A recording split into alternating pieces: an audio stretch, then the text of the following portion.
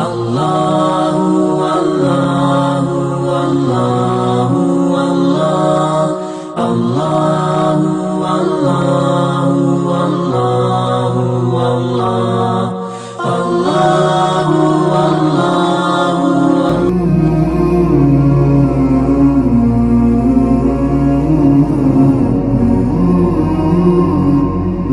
அஸ்ஸலாமு அலைக்கும் வரஹ்மத்துல்லாஹி வரகாத்துஹு. ஓரிரை கோட்பாடும் மானிட உரிமைகளும் என்ற தலைப்பின் கீழ் நடைபெற இருக்கக்கூடிய பரப்புரையில் சம்பந்தமான கேள்விகளுக்கு நம்மளோடு இணைந்து பதிலளிக்க உள்ளார் வஹதத்தே இஸ்லாமின் மாநில தலைவரான எஸ்.எம். புகாரி சாப் அவர்கள். அஸ்ஸலாமு அலைக்கும். அலைக்கும் அஸ்ஸலாம் வரஹ்மத்துல்லாஹ். இப்போ நடக்கக்கூடிய இந்த தொடர் பிரச்சாரத்தில் இந்த பிரச்சாரம் சார்ந்த சில கேள்விகளை உங்கள்கிட்ட கேட்க இருக்கேன். அதுக்கான பதிலை நீங்கள் இன்ஷா அல்லாஹ் சொல்லுங்கள். முதல் கேள்வி பார்த்தீங்கன்னா, இந்த ஓரிரை கோட்பாடும் மனித உரிமைகளும் இந்த பரப்புரை ஏன், எதற்கு? நார்மலாக ஓரிரை கோட்பாடு அப்படின்னு சொன்னாலே சடங்கு சம்பிரதாயமாக மனிதர்கள் புரிந்து வைத்திருக்கிறாங்க. குறிப்பாக முஸ்லீம்களும் புரிஞ்சு வச்சிருக்கிறாங்க. ஆனால் இது சரியான புரிதல் அல்ல. ஓரிரை கோட்பாடு என்பது என்னவென்று சொன்னால், ஒரு மனிதன் எப்படி வாழ வேண்டும், அவன் இறைவனுக்கு கட்டுப்பட்டு வாழ வேண்டும் என்பதற்கான கொள்கையாகும். இப்போ அந்த அடிப்படையில் அவன் இறைவனுக்கு முழுமையாக கட்டுப்பட்டு வாழுகின்ற போது அவனுடைய வாழ்வில் எந்த துறையாக இருந்தாலும் சரி, எந்த நிலையாக இருந்தாலும் சரி, அது இறைவனுடைய அனுமதியை பெற்றிருக்க வேண்டும், இறை திருப்தியை பெற்றிருக்க வேண்டும், இறைவனுடைய அங்கீகாரத்திற்குரியதாக அது இருக்கும். இதுதான் நோக்கம். அப்போ அது மனித உரிமைகளாக இருந்தாலும் சரி, மனித செயல்பாடுகளாக இருந்தாலும் சரி, மனித பண்புகளாக இருந்தாலும் சரி, குணநலங்களாக இருந்தாலும் சரி, அதிகாரமாக இருந்தாலும் சரி, எதுவாக இருந்தாலும் அது மனிதனுக்கு இறைவனுடைய அங்கீகாரத்தை பெற்றதாக இருக்க வேண்டும் என்பதுதான் இதனுடைய நோக்கம். அந்த அடிப்படையில் தான் ஓரிரை கோட்பாடு என்பது மனித உரிமைகளை வழங்கக்கூடிய உண்மையான ஊற்று என்பதை ஒரு நிரூபிக்கும் வகையில், அல்லது அதை மக்கள் மத்தியில் கொண்டு சேர்க்கும் வகையில் இந்த பரப்புரையை நாங்கள் நடத்துகிறோம். இரண்டாவது கேள்விக்காக, ஒவ்வொரு ஆண்டும் மக்கள் மத்தியில் இந்த மாதிரியான தொடர் பிரச்சாரங்களை நடத்திட்டு வர்றீங்க. இதுக்கான காரணம் என்ன?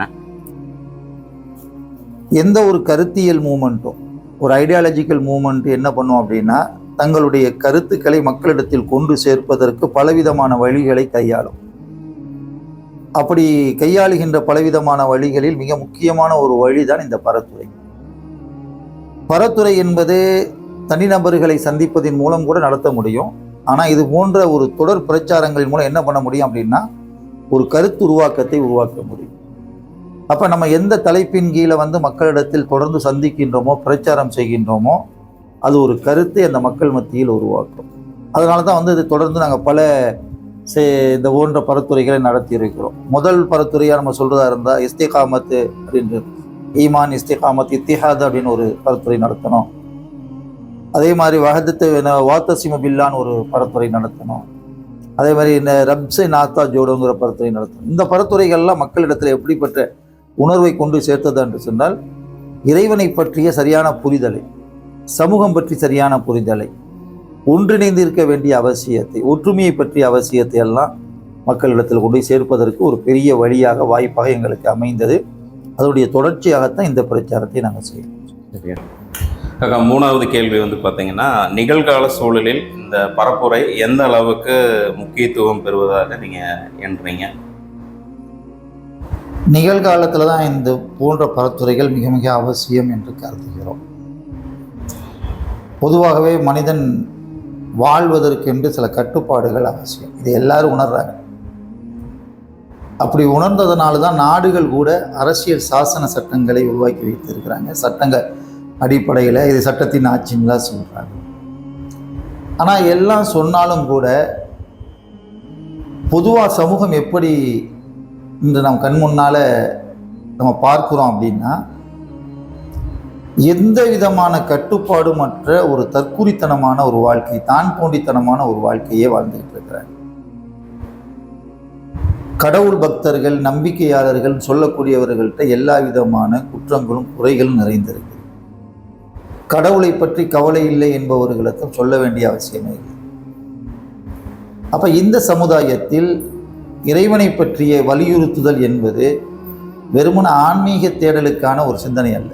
சமூகத்தில் புரையோடி இருக்கக்கூடிய அழுக்குகளை, சமூகத்தில் புரையோடி இருக்கக்கூடிய குற்றங்களை, குறைகளை, பாவங்களை போக்கக்கூடிய வகையில், மறுக்கப்படுகின்ற மனித உரிமைகளை மீட்டெடுக்கக்கூடிய வகையில், ஒடுக்கப்படுகின்ற மனித உரிமைகளை மீட்டெடுக்கின்ற வகையில், மனித கடமைகள், மனித உரிமைகளை மனிதனுக்கு வழங்கக்கூடிய முறைகளில் இதை கொண்டு சேர்க்க வேண்டும் என்கின்ற ஒரே நோக்கத்தோடு தான் இந்த பரத்துறையை நாங்கள் தொடங்கி இருக்கிறோம். இது மக்களுக்கு பயனளிக்குங்கிற நம்பிக்கையும் எங்களுக்கு இருக்குது. இஸ்லாமிய இயக்கமாக நீங்கள் முன்னெடுக்கும் இந்த பரப்புரையின் வாயிலாக சமூகத்துக்கு என்ன செய்தி நீங்கள் சொல்ல நினைக்கிறீங்க? மனிதன் இறைவனினுடைய படைப்பினம், இதுதான் மிக முக்கியமான ஒரு செய்தி. இறைவன் ஒருவன் என்பது வெறுமன வாய் சொல்லாடல் அல்ல. இறைவன் ஒருவன் என்பதில் இறைவன் படைத்த மனிதனும் ஒருவன். அவன் எல்லா வகையிலும் ஒருவன். அவன் எங்கே வேணாலும் பிறந்திருக்கலாம், அவன் என்ன விதமான நிறத்தில் வேணாலும் பிறந்திருக்கலாம், என்ன மொழி வேணாலும் பேசலாம், எந்த பிரதேசத்தில் வேணுமானாலும் வாழலாம், எந்த உணவு உடைகளை உடுத்தக்கூடியவனாகவும் இருக்கலாம். ஆனால் மனிதன் அவன். ஆக மனிதன் ஒருவன் என்கின்ற கருத்தை வலியுறுத்துவதற்காகத்தான் இந்த பிரச்சாரத்தை நாங்கள் இஸ்லாமிய இயக்க சார்பாக முன்னெடுக்கிறோம். இரண்டாவது, இதன் மூலம் நாங்கள் சொல்ல விரும்புவது என்ன அப்படின்னா, மனிதனுடைய தேவைகள், அவன் வாழ்வியலுக்காக என்னென்ன தேவைகள் இருக்கோ அதெல்லாம் அவனுக்கு முழுமையாக கிடைப்பதற்கான முயற்சி எதன் மூலம் கிடைக்கும் அப்படின்னா, இறைவனை கொண்டு மட்டும்தான் கிடைக்கும். ஏன்னா இறைவன் தான் இந்த உலகத்தில் எல்லாம் வணங்குறான். அந்த வழங்குதலை மனிதன் புரிந்து கொண்டு அதை பெறுவதற்கான முயற்சியில் மேற்கொள்ளணும். எந்த வழியில் மேற்கொள்ளணும்? இறைவன் காட்டிய நீதிமிக்க வழியில் மேற்கொள்ளணும். அப்படி நீதிமிக்க வழியில் மேற்கொள்ளும் போது மனிதர்களுக்கு மத்தியில் சந்தை சச்சரவு இருக்க வாய்ப்பு. நபிகள் நாயகம் ஸல்லல்லாஹு அலைஹி வஸல்லம் அவர்கள் இதை தன்னுடைய வாழ்நாளில் நிரூபித்து காட்டியிருக்கிறார்கள். அவர்களுக்கு பின்னால் வந்த இறை தூதரை பின்பற்றியவர்கள் இதை நிரூபித்து காட்டியிருக்கின்றார்கள். உலகம் முழுவதும் இதற்கான உதாரணங்கள் எல்லா இடங்களிலும் காண கிடைக்கிறது. இஸ்லாமிய உலகத்தை உதாரணத்துக்கு சொல்வதாக இருந்தால், கிறிஸ்தவர்களால் பெரும் துன்பத்திற்கும் அவதிக்கும் உள்ளான யூதர்களே சொல்லுகிறார்கள், நாங்கள் எங்களுடைய வரலாற்றில் நிம்மதியாக வாழ்ந்தோம் என்று சொன்னால் அது இஸ்லாமிய கிலாஃபத்தின் கீழ் தான் வாழ்ந்தோம் என்று சொல்லுங்கள். ஐந்தாவது கேள்வி காக்கா, இந்த பரப்புரையில் என்னென்ன செயல் திட்டங்களை நீங்கள் வகுத்திருக்கீங்க அப்படிங்கிற மக்களிடத்தில் கொண்டு இந்த கருத்தை கொண்டு சேர்க்கலாம். சேர்ப்பதற்கு மக்களுடைய மனநிலைகளில் இருக்கக்கூடிய இறுக்கங்களை போக்கணும். இதான் முதல் நம்முடைய செயல் திட்டம். சேர்க்க வேண்டும் என்று சொன்னால் மக்கள் நம்மை பற்றி புன்றிருக்கக்கூடிய தவறுதலான புரிதல்களை போக்குவதற்கான முயற்சி மேற்கொள்ளும். அதற்கு தனி மனித சந்திப்புகளை நாங்கள் ஊக்குவிக்கிறோம். அதே மாதிரி நட்பு வட்டாரங்களில் 1-2 பேராக கூடி குழுக்களாக பேசக்கூடிய ஒரு அமைப்பை உருவாக்கலாம் என்று நாங்கள் விரும்புகிறோம். மூன்றாவது, திரு பிரச்சாரங்கள், ரோட் ஷோமாங்க, அப்படி இல்லைன்னு சொன்னால் ஸ்ட்ரீட் மீட்டிங் சொல்லலாம், கார்னர் மீட்டிங் அப்படின்னு சொல்லலாம். ஸ்ட்ரீட் மீட்டிங் மூலைகளில் ஒரு சிறு பிரச்சார குழு மாதிரி அமைச்சுக்கிட்டு அங்கிருந்து பிரச்சாரம் செய்வது. தனிப்பட்ட முறையில் நம்மளால் இயன்ற மற்றும் மக்கள் கூடி நிற்கக்கூடிய இடங்களில் இந்த பிரச்சாரத்தை தொடர்ந்து செய்வது. அப்புறம் கல்லூரி மாணவர்கள், பள்ளி மாணவர்களிடத்தில் நம்ம போய் சொல்கிறோம். எனக்கு இன்றைக்கி கல்லூரி மாணவர்கள், பள்ளி மாணவர்கள்லாம் மிக கவனத்தில் எடுத்துக்கொள்ளப்பட வேண்டிய கட்டாயத்தில் இருக்கிறாங்க. அவங்களுக்கு மத்தியில் குற்றச் செயல்களை எல்லா தரப்பினரும் வலிந்து ஊக்குவிக்கிறாங்க. அப்போ இந்த குற்றச்செயலிருந்து அவங்களை விடுவிக்கணும் அப்படின்னு சொன்னால் அவர்களை சென்று சந்திக்க வேண்டிய கட்டாயத்தில் இருக்கிறோம். அப்போ தனி மனித சந்திப்பு, திருமுனை பிரச்சாரங்கள், கல்லூரி மாணவர்களோடு கூடிய அலாவலர்கள் சந்தித்தல், இவைகளை ஃபிசிக்கலாக செய்கிற அதே வேளையில் விர்ச்சுவலாகவும் நாங்கள் இதை தொடர்ந்து நடத்தலான்னு இருக்கோம். விர்ச்சுவல்னு சொன்னால் ஆன்லைன் ப்ரோக்ராம்ஸ் நடத்தலான்னு ஒரு முடிவு எடுத்திருக்கிறோம். அதே பெரிய பெரிய நிகழ்வுகள், விருந்து போடக்கூடிய விருந்துகள் நடத்துறதுக்கான வாய்ப்புகள் இருந்தால் அதையும் நாங்கள் தொடர்ந்து இதை நடத்துவோம் சொல்லலாம். அவ்வளோதான் காக்கா, இந்த 5 கேள்வி தான் கேட்டிருந்தோம்.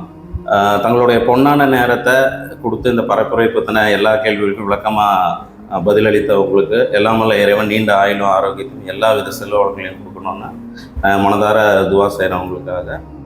வாஹ்ரதாவான அல்ஹம்துலில்லாஹி ரப்பில் ஆலமீன். அஸ்ஸலாமு அலைக்கும். Allahu Allahu Allahu Allahu Allahu Allahu Allahu